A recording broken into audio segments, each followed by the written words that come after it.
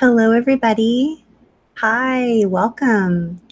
Welcome. This is the global community for adult survivors of all types of complex trauma, CPTSD symptoms. If you are an adult and you are healing from symptoms of developmental trauma, complex trauma, CPTSD symptoms that have, you believe, been brought on by childhood trauma in the form of abuse, then you're in the right place.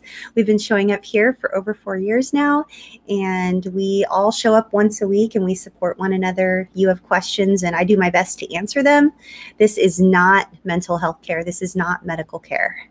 So please seek medical care and trauma-informed mental health support. And if you are in crisis, then our awesome intern Poppy is going to be pasting here in the chat box or down below in the chat box. If you're here on live chat, just click live chat if you're here. And if you're tuning in on Roku, then I don't know where your chat box is or if you have a chat box, but if you're on YouTube, then it's either here or down below. Just click on live chat and there will be tons of crisis care information for you, the adult survivor of childhood trauma in the form of abuse. So welcome, welcome. I'm so excited you have chosen to be here for an hour of your day-ish. And as you can see, tonight's topic is going to be kind of a lively discussion, especially when we consider the fact that people can sometimes say to us, what's wrong with you? Why can't you just move on? That happened decades ago. What's your problem? Why can't you just move on? Just move on. Just heal. Just move on. And we're going to talk about a lot of different reasons why just moving on isn't something that happens when narcissistic abuse is present, especially if you were born into a family who may be exhibiting pronounced narcissistic traits, especially if that was within your family, not only your family of origin, but within your household. And then triple that, especially if that person was your mother or father, especially people you were entrusted to, especially your mother, because trauma can go all the way back to in utero, the way that the chemicals were flowing through your mother's body and the presence of her being able, her or someone near her, being able to look at you so that these mirror neurons that light up certain sections in our brain so that we can have activity can actually be present. And when those things are not present, then we get areas of our brain that are dark and that don't have activity. And that affects us not only when we're young, not only pre-verbal, not only in formative years up until age 7 or 8, not only in your preteen years all the way up to like 12, not only through your teens, and not only in young adulthood, but throughout your whole life. You can have things that happened and went all the way back, depending on how long your trauma went on. We know that complex trauma is a series of different traumatic events that are ongoing where there's an uneven power dynamic. And so if you were a child and you had years, maybe decades of there being an uneven power dynamic, even if that was only imagined by you or the person that is living with complex trauma, then we know that that can affect our brain in a lot of different ways.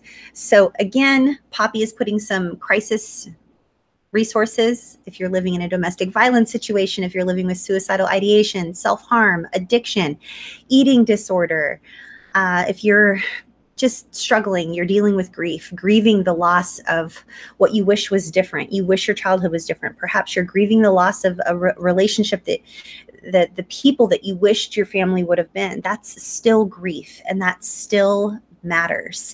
So there's all kinds of crisis information. And if you are a survivor of rape, abuse, or incest, please reach out to our friends over at RAINN, at the Rape, Abuse, Incest National Network. And that's 1-800-656-HOPE. You can also reach them at rainn.org. And please just look over in the chat box and copy that crisis chat or the crisis care information. Copy it onto your clipboard and share it on your favorite social media platform. Share it on Facebook. Share it on Twitter. Share it where you feel it would be the most helpful for the most number of people, where you have the most followers or friends. You could save a life. It is confirmed that this broadcast alone, where you guys come and you show up and you support people, you guys have already saved lives by being here and supporting and welcoming those who come and who are brand new and who have never received online support before. You've already helped save people's lives. So if you decide to copy and paste that information, you could continue to save lives as well. So thanks for all you do. Thanks for supporting one another. You guys are the reason this place is as amazing and life-changing and life-saving as it is. You guys are awesome. So it's an honor to serve this community. I love being able to heal right alongside you guys for the past 4 years. And that is what we talk about a lot on this channel. None of us has it all figured out. And since there are over 7 billion people on the planet, that means that there are over 7 billion different healing journeys. And no one's journey is going to be identical to another person's journey. So it's difficult. And while comparing our journey to someone else is sometimes we can sort of benchmark it and go, oh, I'm farther along than I thought I was. It's rarely that way. It usually is like, oh, I could be doing so much better. And then we end up feeling like completely horrible about ourselves. And we're like, oh, so be mindful of the comparison game.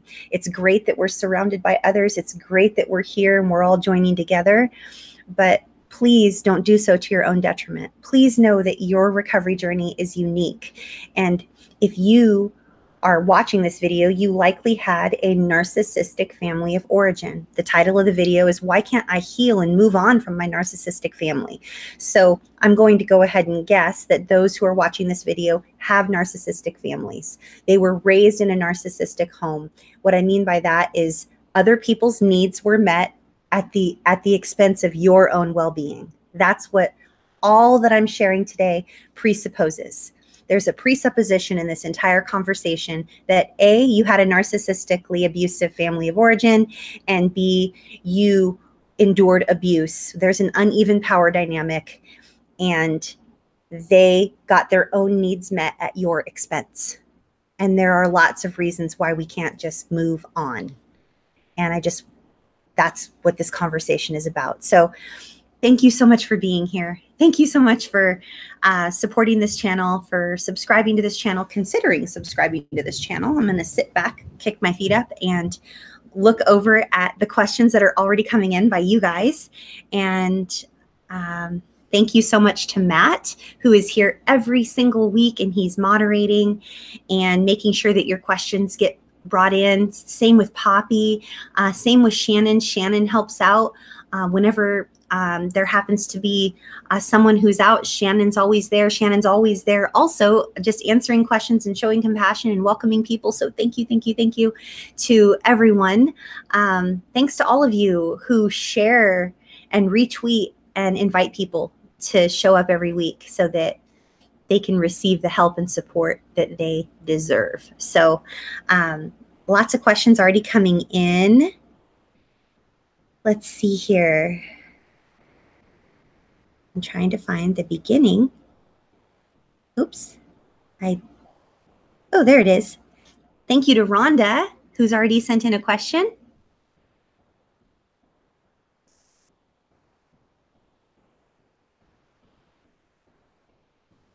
Oops. I lost it. Where did it? Here we go. Thank you to Katie Lee. Thank you to Hunter. Thank you to Heroes Don't Wear Capes. Thank you to Angela. Thank you to Rhonda.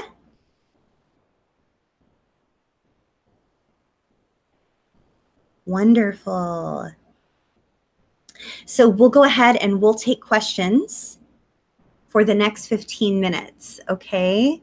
I'm going to go ahead and get started on questions today after I take a drink of water, because that way we'll do our best to finish on time, because I have client calls and I just want to make sure that I don't bolt out of here to go handle stuff without answering your guys' questions. So 1 second, please.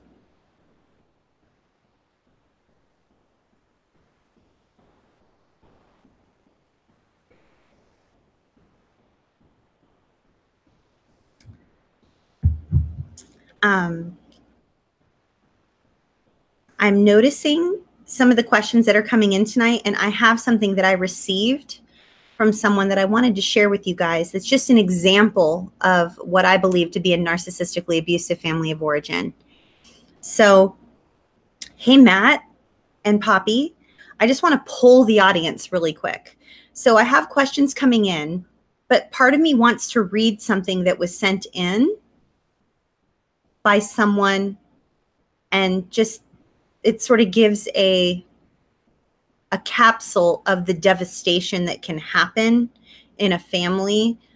And I believe that this person's email will help those who may be struggling in silence to feel better and to feel less alone. So I can't necessarily see, maybe I can see the chat box. Every time I do this, it's a bad idea.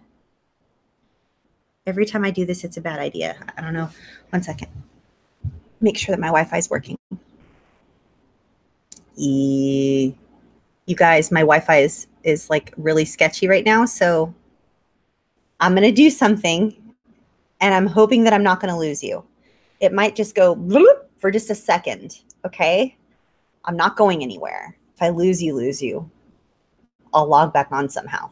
But the Wi-Fi, I'm on the wrong deal and I forgot to fix it. So let me know if you're still here.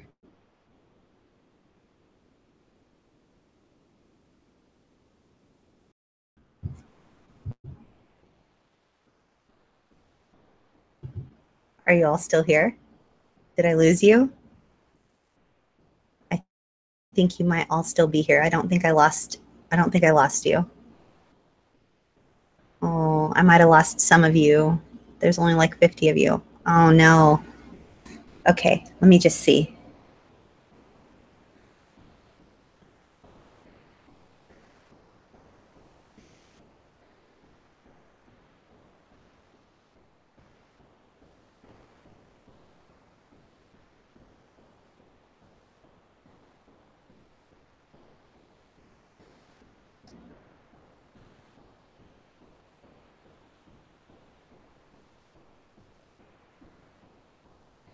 Oh, good. I'm still here. Awesome. Okay. So what I would like to do is I want to read something that is trigger warning, major trigger warning. But this is an example where narcissistic abuse isn't even mentioned. But I believe that the level to which the abuse was going on, that narcissistic abuse had to be in play. I mean, I'm going to read something to you right now. Trigger warning. Please take care of yourselves. Step away if you need to. But I mean, there are some things that are very graphic in this email that I'm going to read to you. I'm not going to screen share it. I'm just going to read it to you like this. And there's also a suicide that's in this video, that's in this email. And the essence of this email is why we can't just move on. It touches every area of our lives, and it stays with us, even when we try to get out, even when we try to get away. Okay? Hang with me for just a moment, all right? And I'll be right here to answer all of your guys' questions. I got this person's permission to share.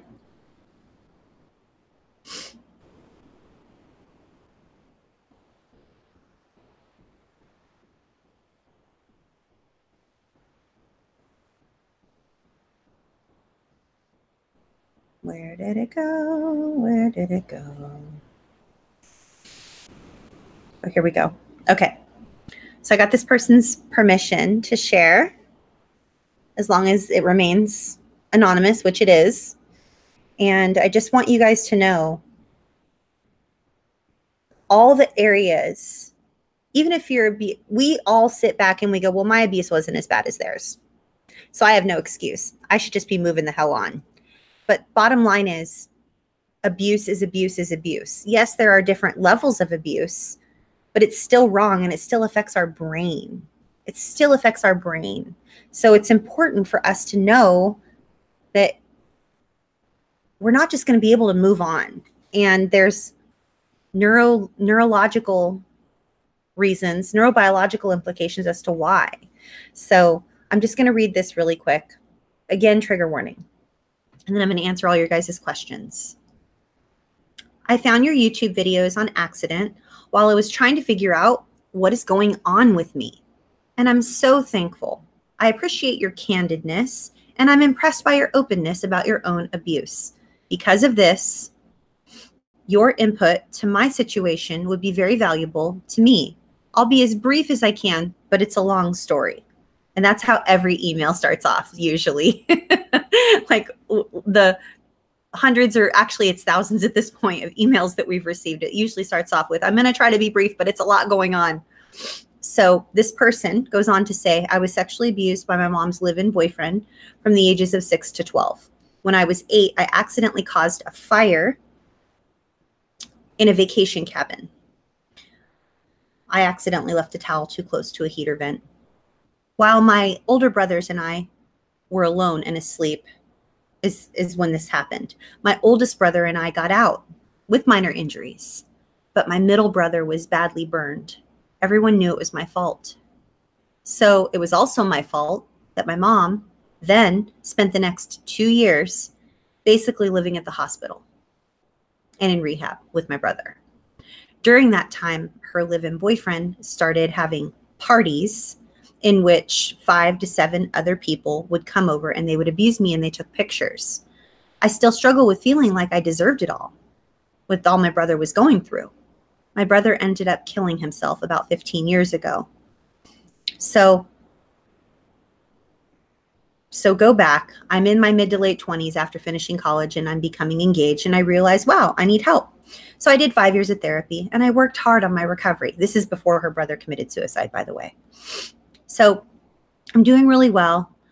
I became pregnant, and financially, I decided that it was time to quit therapy. I proceeded to have a really good 20 years.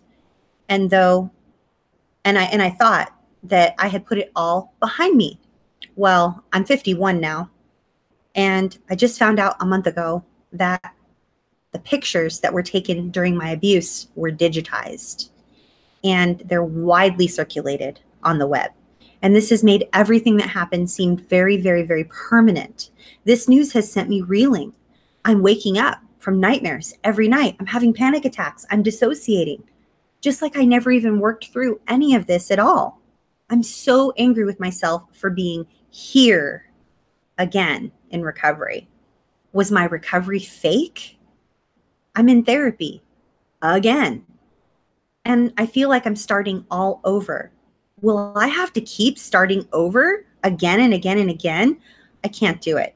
Please help. Any advice you might have is needed. Thank you.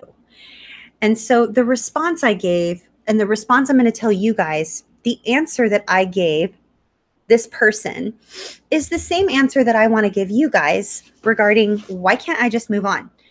So the reason that we can't just move on, depending on how severe our abuse was and how early it was that it started, again, we have to have those mirror neurons.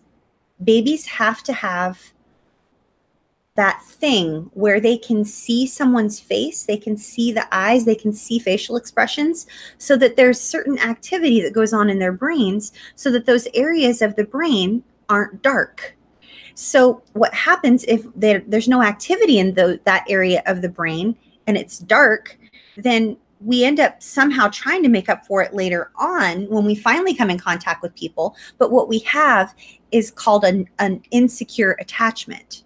We have a disorganized attachment. We're not attached properly, and we have the inability to attach in a healthy way. So what happens, as you can possibly tell just by even thinking and looking at the description of all of this, is, hello, like this person that wrote in, I don't know what happened, right? I don't know if they attached properly or not, but it was this person and her 2 brothers.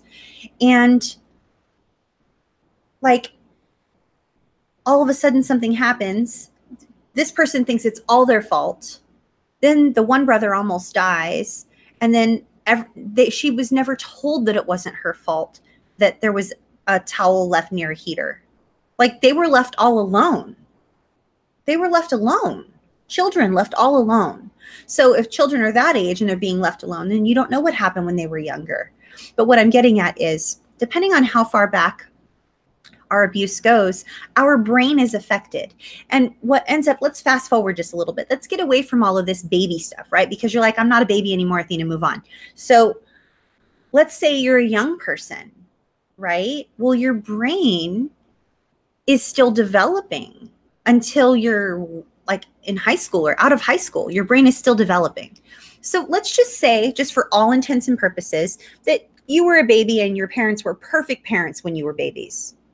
Let's just say that that's possible. If you're watching this video, that might not be the case, because narcissistic abuse doesn't just go poof out of nowhere when you're all of a sudden, 20. Typically, this happens when you're younger. So let's just say, for all intents and purposes, you were a baby, your parents were perfect. They were good enough parents, as per Pete Walker. You're growing up, things start to get a little bit weird. Like this person, for instance, they were 5, 6, 7, 8, 10 years old. Crazy stuff starts happening. Well, your brain, you need to know that you matter, and that the world falling apart and the house burning down isn't your fault.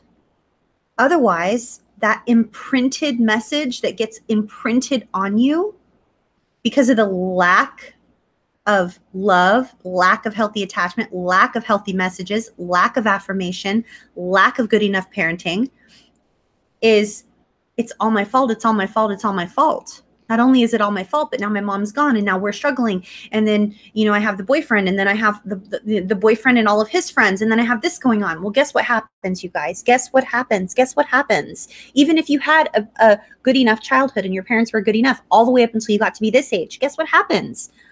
Your brain is flooded with cortisol. Flooded. Okay? Flooded. It goes all up in there, especially in the prefrontal cortex, the thinking section, where you get to do executive functioning and keep lists and make sure you check everything off of your to-do list and you stay on time and you don't procrastinate and you're really organized and everything's good and you're an overachiever. Yeah, cortisol floods that area. You have adrenaline flooding that area. And then the happy chemicals that are supposed to be going on in your brain, those are kind of hard to find when everything's your fault. So we have brain situations. We have brain damage that is going on, okay? Sustained trauma to the brain and the body. Not to mention that we're dealing with self-esteem issues, not to mention that there was sexual abuse going on in this situation. May not be the case with you, but we don't know. Let's just say we don't know. If you did endure sexual abuse, then you're not alone. I did too. My situation, my story is very similar to this person's story. Very, very, very eerily similar. Not the burning down of the house part. Although I did almost burn the house down with the pan that had the oil, and I put water in the oil, and then the oil exploded all over me. And then I put the pan down on the carpet, and the carpet almost lit on fire. And then I almost would have burnt the house down. So very, very, very, very similar. There were the parties or the friends coming over. There was all of that, you guys. There is a toxic blend of cortisol and other stress chemicals that flood through our bodies and our brains. It affects us. And when do you have time to remedy that? Let's just ask that. Let's just pause. Let's pause. All this stuff that we've talked about, when is there time to remedy that? When do we get to remedy that? When we have good enough parents when we're 10, 12, 15, 17? What if your parents weren't good enough parents if you're 10, 12, 15, or 17? What if you had a narcissistic family of origin? What if you were the scapegoat? What if you were the golden until you started telling the truth and you didn't put up with it anymore, and then now you're the scapegoat? All those stress chemicals, all those hormones flooding through your body, flooding through your brain, without proper affirmation of like who you are as a human, your worth as a human being is not in question. You're valuable. You're valuable as a person. You're loved unconditionally. Those messages were nowhere near you. Things were your fault. You were blamed. You weren't allowed to have needs. If you did have needs, you needed to hurry up and have some needs. oftentimes you were given chores that you shouldn't have been given. You were put on duty to take care of your siblings, or sadly, your sick parent, even though you're a child. I know in some of our daily calls, we have conversations just like this every single day. You can go to cptsdfoundation.org if you're interested in joining that. Click on daily calls. We have conversations like this every day, and in one of the conversations, it was brought up that we were talking about money. We're talking about and like we'll talk about money in just a second as that pertains to narcissistic families of origin. So this person was talking about how when they were little, like 10, 11 years old, they were in charge of the family finances. Do I pay the electric bill or do I buy food? Do we not have electricity or do we eat? Because we can't do both. That's a decision being put on an 11-year-old child. So maybe that's too extreme for you to think about. Think of all the other ways that perhaps you didn't get to be a kid. Think of all the ways that perhaps you didn't get to do the things that the other kids got to do. Those things matter. And just because you're 40, 50, 60, 70 years old now, if we've never sat with and grieved what we wish was different, then chances are all those feelings are in there somewhere, and they show up when we don't want them to. Okay?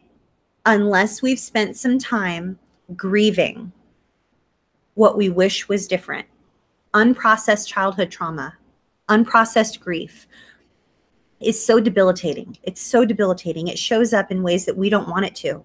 When we go to get a new job, when we start a new relationship, when we make a new friend, all these feelings of unsafety. We don't feel safe in our bodies. We don't feel at peace. We feel anxious and hypervigilant. Even when we're going to lay down and try to rest at nighttime, our thoughts are racing, our heart's beating really, really fast. Guess what? Guess why? Because there's a toxic level of cortisol and adrenaline and all these different chemicals that have been flowing through your body for decades. Perhaps you're just now getting your head above water. You're like, finally, I'm in my 40s. I'm in my mid to late 40s. I finally feel like I'm finally healing. I'm feeling really good. I went to therapy. I worked through a whole bunch of stuff. I'm feeling, woohoo, I'm feeling super good. And then boom, you find out that pictures that were taken of you 40 years ago, 45 years ago, are on the internet. It doesn't even have to be something like this, where pictures were taken of you 45 years ago and they're on the internet. You find out anything. You find out, oh, wow, you mean my family, who I thought was a little bit weird, there's like a name for it? Narcissistic abuse? What is this? It does. They're not really like very vain. They don't look in the mirror all the time. We're not talking about narcissism like Narcissus. Like, we're talking about, exploiting you and having their needs met at the expense of your needs. We're talking about smear campaigns, telling other people that you did something wrong just because you tried to have a healthy boundary. We're talking making sure other people in your family won't talk to you anymore because you don't want to put up with the nonsense anymore. They want to make sure that nothing good happens in your life, and they're going to spread lies about you. And all you're trying to do is be a good person. You're trying to do what's right. You're trying to be nice. You're trying to, but then you're like, gosh, I need to have a healthy boundary. I need to just say no. I don't want to attend that funeral. I don't want to attend that birthday party. I don't want to keep showing up for Christmas where this guy who sexually abused me when I was little is still showing up every single Christmas. So you try to say no. And then what happens when you try to say no? They spread lies about you. They triangulate you. They send out smear campaigns. There's all these flying monkeys. And then just when you think that they're actually respecting your boundary and they're seeing the light and they're like, wow, I'm really proud of your name for setting a boundary. I'm really proud. Like, that has to be a really hard thing to do. And you think they're being respectful of your boundary. But what's really, really happening, what you end up finding out is happening, is they leave you alone. They respect your boundary for a while, and then they send you a text message. Then they send you a phone call. Then they talk to your sister or your aunt or your nephew or your niece or your neighbor and tell them that they're worried about you. Yeah, In come the flying monkeys. Then they start to hoover you and suck you back in with the belief that it's going to be different this time. We're going to be nice. We're going to be a family. The family's not the same without you. We love you. We miss you. And then the guilt comes like, you know, what kind of a daughter are you anyway? What kind of a son does this type of thing and decides not to call their sister? What's wrong with you? Well, what if the sister sexually abused the brother for 5 years? Well, the brother is an adult trying to work through all of his stuff, trying to have healthy relationships, struggling with all his relationships. And he needs to have a healthy boundary and not talk to the sexually abusive sister. He needs to work through his own junk. But the mom or the other family members are guilting you into talking to these abusive people. You guys, the reasons that we can't just move on are so numerous, as I'm sure you can tell, that we could sit here and talk about all the reasons for the rest of this broadcast and next week and the following week and the following week and the following week. We really could. We really could. So I'm going to go over and I'm going to answer your questions because now I'm like late and I didn't answer your questions like right at the bottom of the hour where I wanted to answer your questions.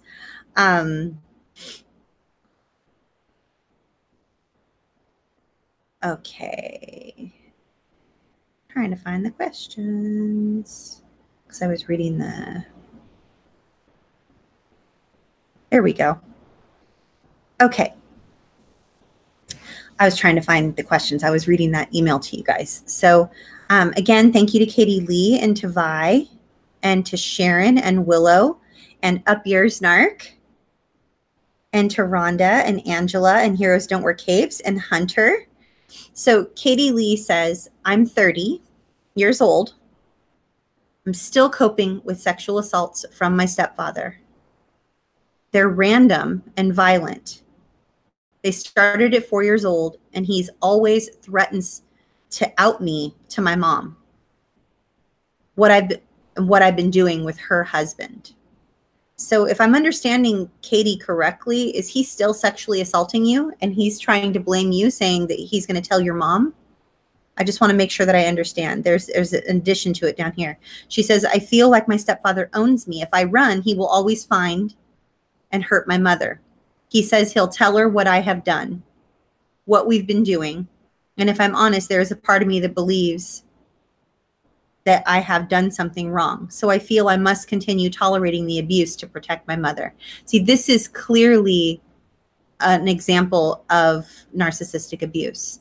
This person, I almost said this gentleman, which I can't say. This person is not a gentleman. He is getting his own sexual needs met at the expense of not only Katie Lee, but of her mother. And then he's twisting it, promising that he's going to destroy the relationship between you and your mother by telling lies, when clearly he's the one. Like a 4-year-old can't want a sexual experience. Children that are 4 years old just need to be loved unconditionally, and they need healthy boundaries.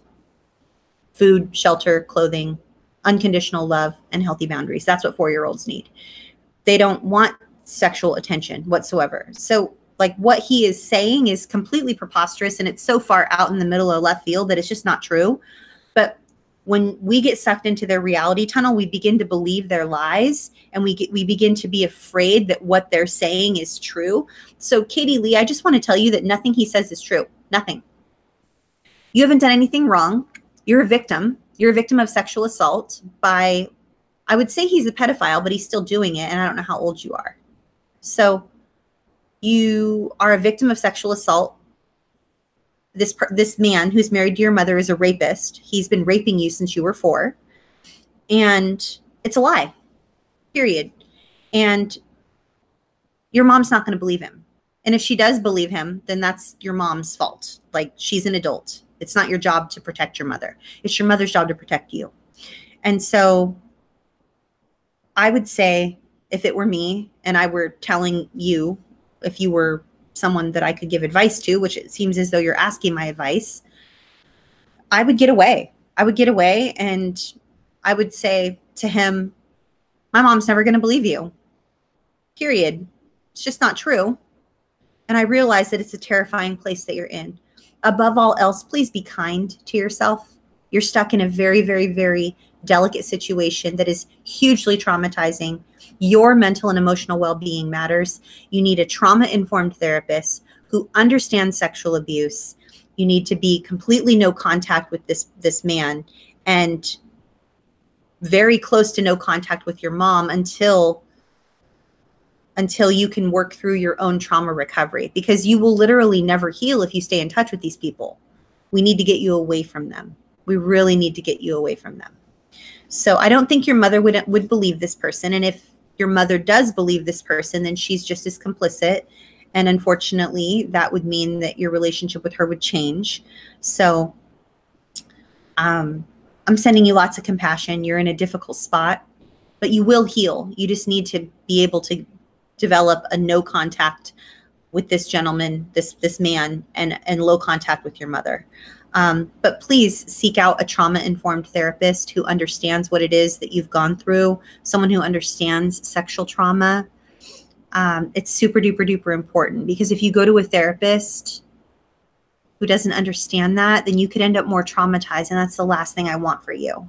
So please, please, please get yourself a good trauma-informed therapist. There are plenty of people out there that work on sliding scales. I can give you a list. I can give you a link. In fact, coming in the coming weeks, we're going to have lists and links on the CPTSD Foundation website. We just will. And you'll be able to click easily. Every time I mention it, it'll be posted in the chat box. You'll just be able to reach over there and click it, just like that. Because what I'll do is I'll give that link to Poppy, and I'll give that link to Matt. It'll be on the website. And whenever I mention it, they'll paste it over in the chat box while I'm saying it, probably, or momentarily. And many of you guys can have that link maybe. And then if I'm talking about anything where we need to make sure that we refer somebody to a trauma-informed therapist, then we'll paste that in the chat box for you so that you have it right away. Because for you to be treated this way is just unacceptable. It's completely unacceptable. So I hope that helps. You're in a difficult situation, but you can heal. I know you can heal. You're very strong. Hunter says, hello, Athena. Hello, Hunter. Hello, everybody. My family is not narcissistic, but I am getting the feeling that certain people want me to heal their way, or I'm not really healing. How can I respond to this? So this is interesting that that you should ask the question in the way that you would ask it, Hunter, because yeah, not all families are narcissistic. I mean, there are tons of different types of abuse, and there are tons of different types of invalidation. And some families can just be very vanilla, and feelings are not allowed. So your emotional needs aren't met in the family of origin. So that's what's called emotional neglect. And it's a thing, and it's damaging, but they're not necessarily narcissistic. So you're not necessarily needing to go no contact and protect yourself because they're predators, right? Hunter, I want to refer you to a website right now because it will help you a lot. Go to Dr. Jonice Webb, and that's DrJonicewebb.com. And she just subscribe to her blog posts. She sends out very helpful blog posts a few times a week. And it talks all about emotional neglect and the type of invalidation that goes on families of origin. It's not overt abuse. It's not they're, scapegoating you, selling you, trading you for goods and services, beating you. It's not narcissistic. It's not psychopathic, but it's still damaging, Hunter. I don't want you to feel in any way that what you're experiencing is less damaging and less painful than someone else's circumstance, because what you've described is extremely painful and invalidating, and it is hugely re-traumatizing. And I think we've talked about this before, you and I, Hunter, about how re-traumatizing this is for you. It is re-traumatizing for you to be a person in your family of origin that your reality isn't good enough for them. They want you to have their reality. And that is re-traumatizing. So could you please subscribe to that lady's blog? I really think it would be very helpful for you. because you can't control them. You can only control you. You can only walk your path. You can only heal you, and you got to do it your way. You can't heal somebody else's way. You have to be in control of your own healing journey. You have the power. You need to empower yourself, and that's going to be really hard to do. So please don't do it alone. Don't do any of this alone, you guys. Please don't do any of this alone. So Heroes Don't Wear Capes says, I'm realizing that I'm not only invisible to my mom, but also to myself. Instead of boundaries and communication, there is emotional blackmail and no room for my own life. I'm feeling a bit lost. Oh my goodness, this is so common, Heroes Don't Wear Capes. So when we are an extension of the narcissistic parents' reality, we're an extension of them. They project all of their fantasies onto us so that we become what they want us to become. And whether we do become that or not, they also project all of their failures so that they don't have to feel bad for anything they've ever done wrong. They want all their good to be happening in front of them like a movie. And then anything bad that they feel as a result of watching the movie, because they realize that it's not them, they project that onto the person in the movie as well so that they don't have to feel it. So just back up for 2 seconds and think about how completely twisted and fucked up that is, okay? So I'm the narcissist, and I'm sitting here, and I'm like, snap my fingers. I want the jesters to do something funny and put on a play for me. Please do something funny and amazing. The jesters are my children, okay? So I want you to do this, and this. All the things that I wish that I would have done with my life. And then I'm sitting there and I'm watching the jesters put on this show.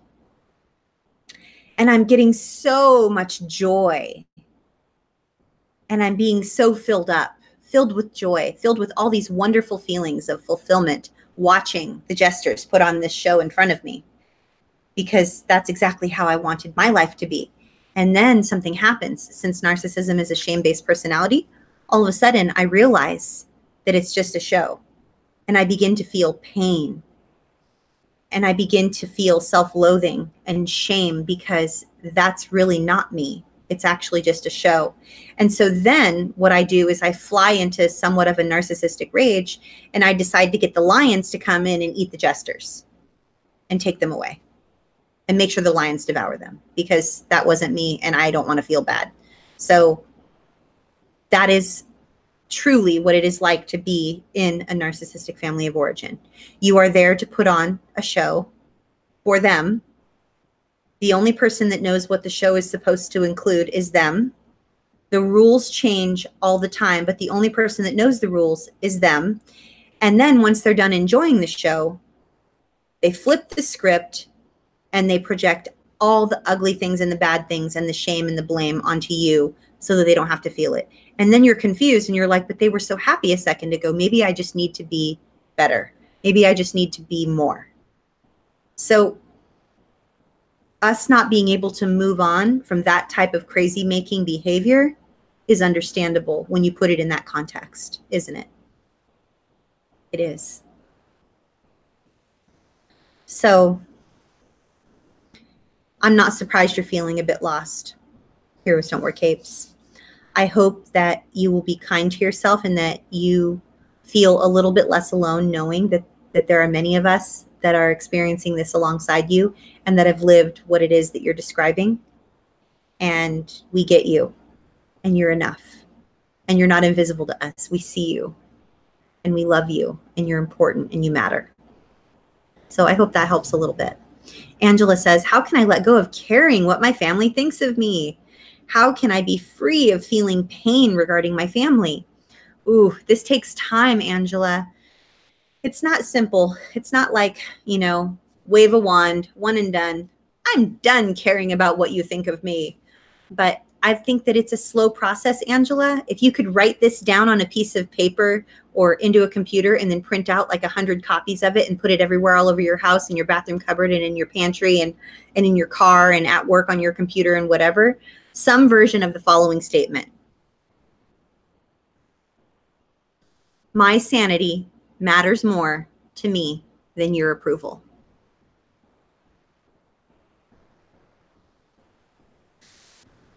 And just do your best to embrace the fact that your sanity does matter. And you might not even feel that that's true. I don't want you saying some sort of affirmation that isn't true.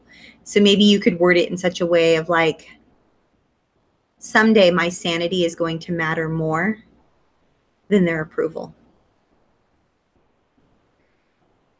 And one day you're going to wake up and something's going to rub you the wrong way. Maybe you hadn't had a cup of coffee yet or something. And you're going to be like, you know what? That's enough. That was it. That was the straw that broke the camel's back. I'm done. I do not care if they approve of me anymore, because guess what? I'm going to wake up and I'm going to be 80 years old and they're all going to be dead and I'm going to be alone. And I'm going to wish that I would have taken my power back and taken care of myself decades ago. So instead of having that pain of regret when I'm 80, I'm going to do it now. So it's not easy, but it's possible and it's worth it. So I don't know if that was helpful, but it will help. It definitely will help.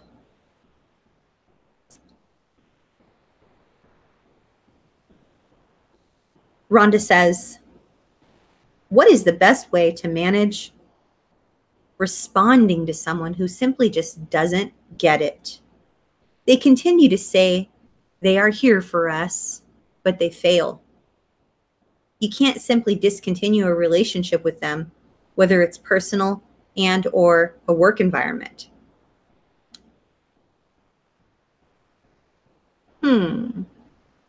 So you can't discontinue a relationship with them for whatever reason, but they just don't get it. And they say they're here for you, but they fail.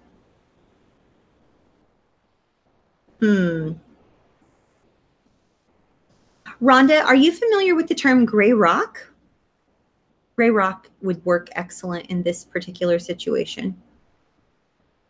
I think Matt actually wrote a blog post on the topic of gray rock, and there's tons of amazing videos online talking about gray rock. And there's a Richard Grannon video about gray rock. If any of you are Richard Grannon fans, which, by the way, I have like an exciting like Richard Grannon sort of announcement about a collaboration sort of a situation that's going to be happening in 2019. Ooh, it's amazing. I'm so excited. Yeah, Rhonda, I would go gray rock all the way. If you can't end the relationship, then gray rock's the only way. That's it. It's like the only answer. I wish there was more, but that is the best way. It's going to help the most.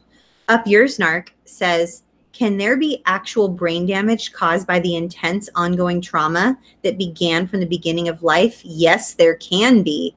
Capital Y, capital E, capital yes. Hell to the yes, there can be brain damage. In fact, let me pull up, shall I pull up a photo for you?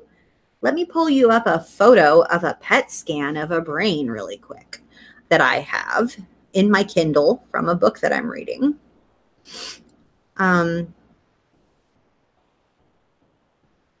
There's lots of studies, lots of studies. Like you could seriously,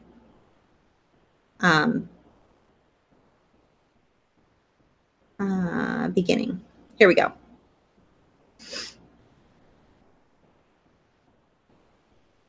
Okay, so I'm going to hold this up for you, Up Yours Narc, and then I will tell you what it is, okay? So can you all see that?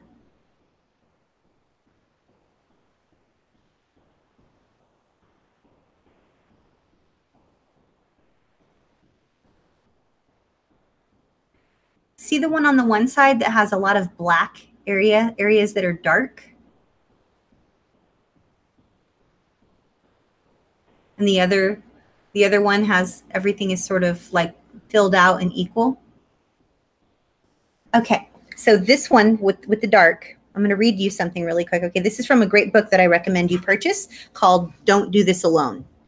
The book is called Don't Try This Alone. Let me show you the book cover. Oops. cover. Here we go.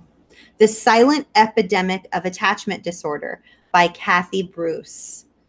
I'm going to be asking her if I can interview her and bring her onto our daily calls to lead one of our calls on attachment disorder. But this is her, and she's finally healing herself. Her book was published in February, and she just discovered in 2006, started healing in 2006, so it took her 12 years. You know, sometimes this kind of stuff takes 12 years to heal, but it's worth it.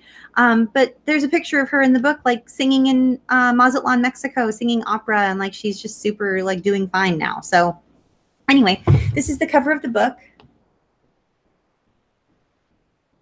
It's called Don't Try This Alone.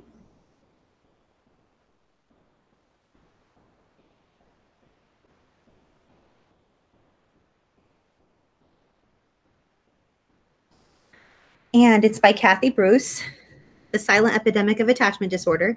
So let me just tell you really quickly what that picture was that I just showed you, okay?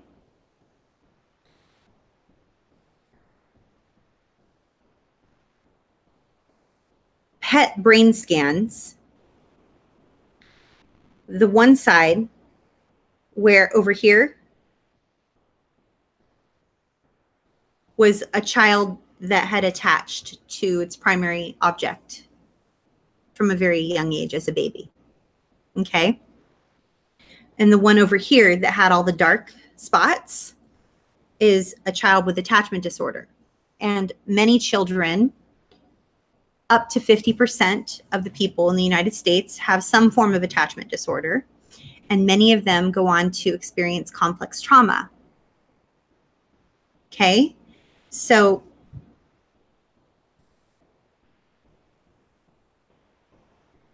science has only recently shown that unless kids and other mammals receive deep emotional connection from birth from adults, infant neurology just doesn't develop well.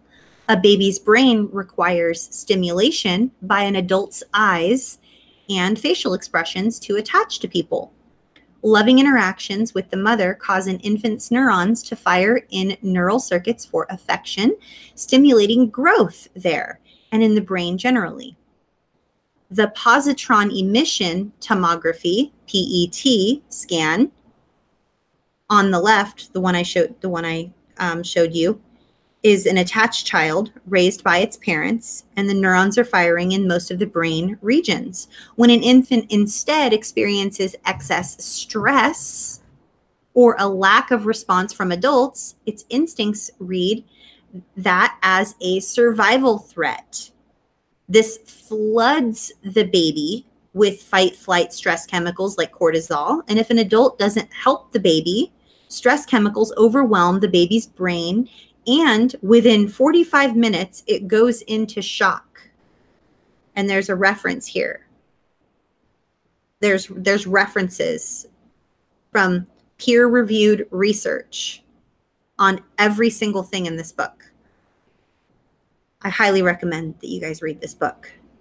It's amazing. So the quick answer, up yours, narc, is yes.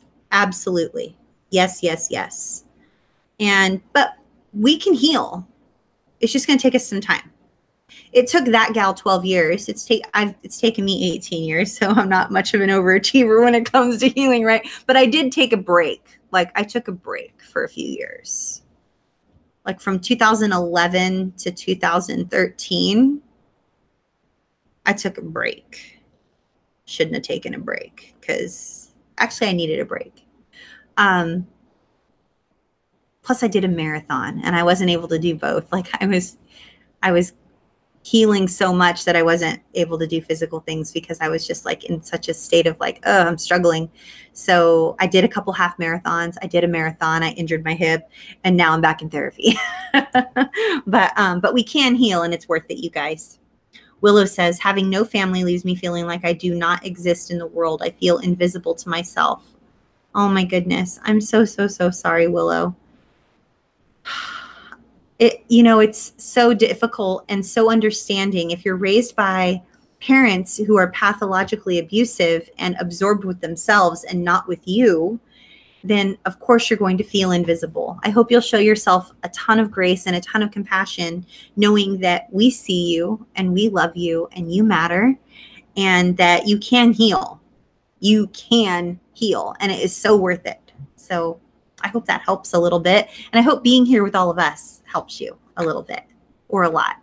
Let me just take a drink of water, you guys. 1 second.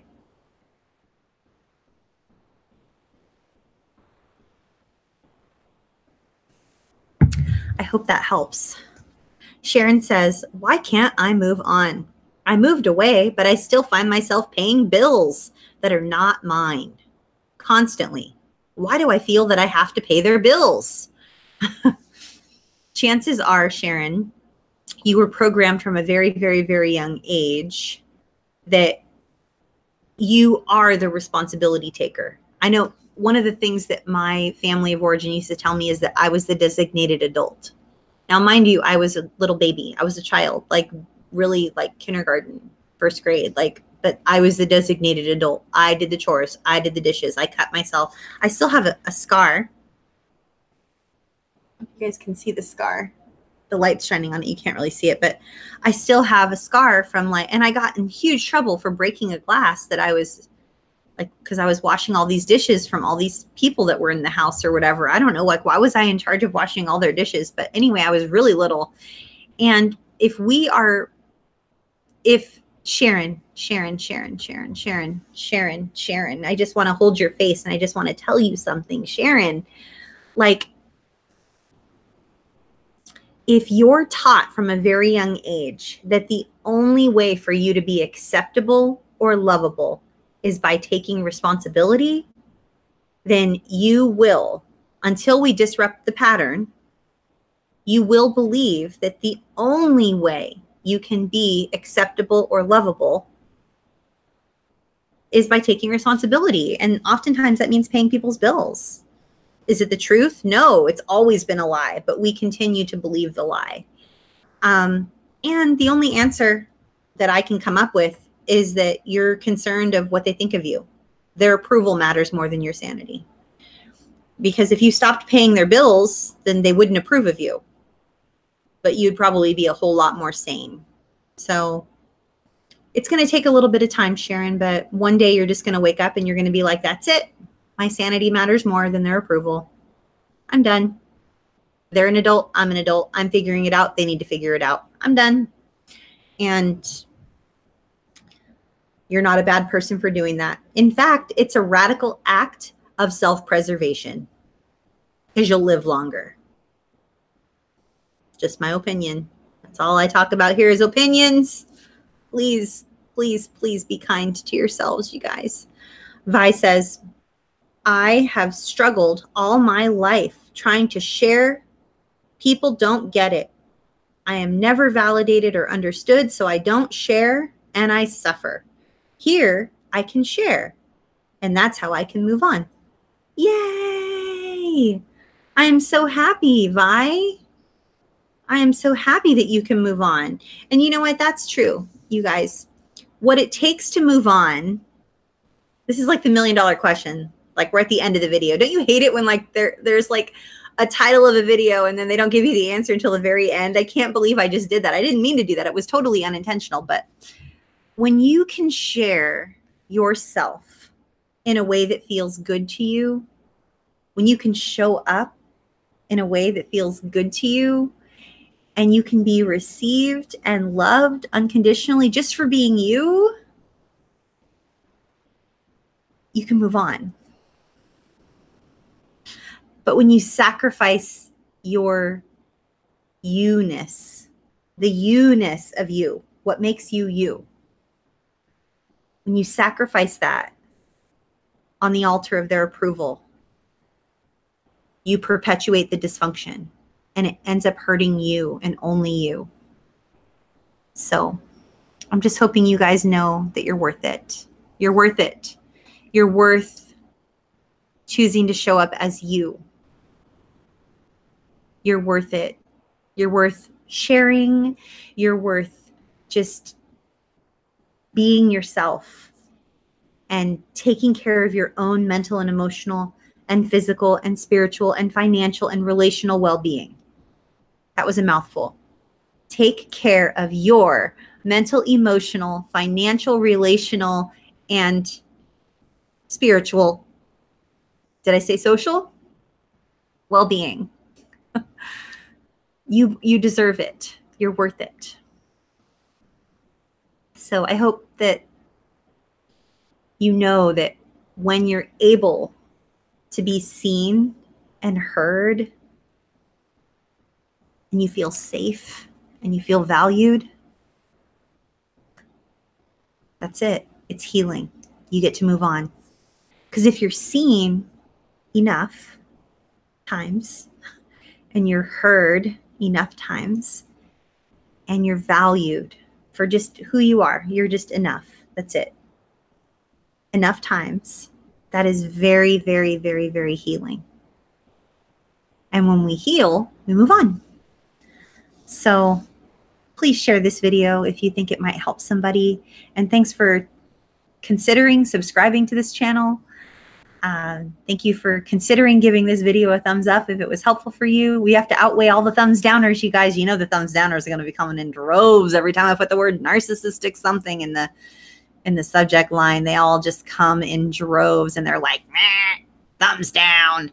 So every time you guys give videos a thumbs up, it shows YouTube that the work I'm doing is actually good.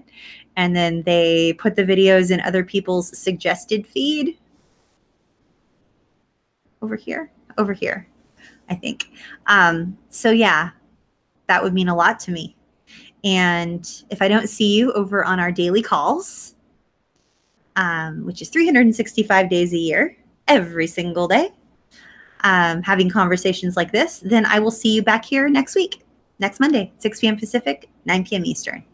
So you can find out more about the daily calls by going to cptsdfoundation.org and clicking on daily calls. If you want to get welcomed into a free group, it doesn't cost anything. You can email Lisa at cptsdfoundation.org, and then she will begin the vetting process and welcome you into a free group.